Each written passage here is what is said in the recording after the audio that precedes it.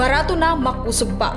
Ini ang ginsiguruhan Eastern Samar Electric Cooperatives durante han ira launching han EDNI Infinivan Internet Service Project launching yan ang Mayo 8 sa Melcom Main Office sa Barangay Cabong, Borongan City. Hapakipagsumbayan han EVIC sa Infinivan, ginsisiguruhan isa Melcom nga magkakamay-adahin makusog pero barato nga internet connections nga makakabulig bisan pa ha mga kablasanon, partikular ha mga underserved nga mga tayaw nga barangay sa bugos nga probinsya, pinaagi gihapon hiton mga local internet providers sa kada bungto. Sumalakan Mr. Rinaldo S. Herna, isa Melco Board President, ang pagsulod ng internet in alisunod hamandohan neya nga nakaiskada na iton isa Melco. Ginihingitag gihapon ni Mr. Herna nga hapagdatong iton panahon itkita in magamit para mapahabubo iton baraydan hit kuryente hiton mga konsumidor. Labot lahini nga tanan nga transaksyon hiton opisina in digital na. Magtatanong yung iba sa atin dito kung bakit si Isabel ko nag-negosyo ng internet. Of course, under the law, we are authorized. Pero ang main purpose namin dito kung bakit nag-agree yung board, dahil 2 years ago, nakatanggap kami ng directives coming from NIA na dapat naka-iskada na kayo. Buti na lang mayroong Infinivan na pag-partner sa atin. Kaya inano ni Jem na why not, sabi niya sa board, why not grab natin yung opportunity na ito. Kasi manditin tayo ng NIA na magka-iskada na tayo. Lahat ng mga substations, iskada na yan. Meaning, high-tech na. Maybe yung pag-reading, hindi na pupunta yung meter reader. Sa computer na lang. Ang hindi na nakabayan, hindi na pupunta ng computer. Putol na lang.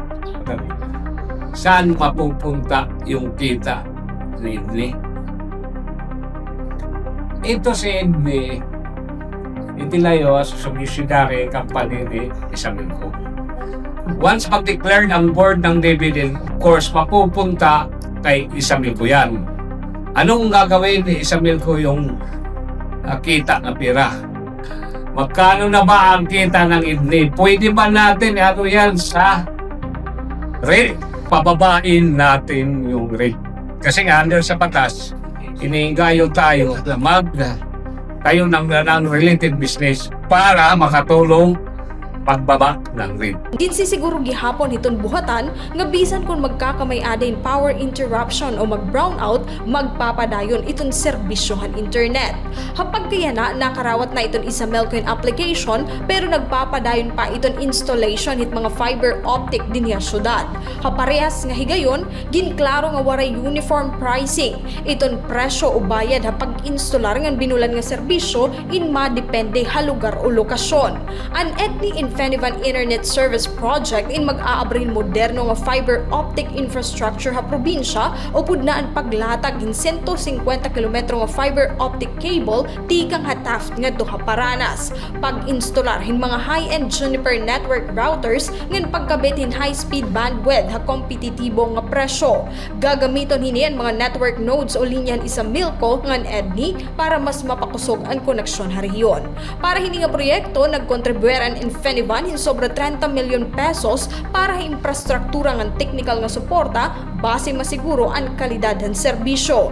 Target hini nga maserbihan ang bugos nga probinsya pero hapag tikang hiton pag-instalar hini ansahan nga makakabenepisyo amon syudad ng Borongan ngan mga munisipalidad ng Balangkayan, Maydulong, San Julian, Sulat, Taft, ken Avid ng Dolores. Sumala mga opisyal ini nga proyekto ang magiging tulay para mas makusog nga digital transformation sa Eastern Samar, magpapadali ang pagdarahiton serbisyo publiko ngan mas aktibo nga lokal nga ekonomiya.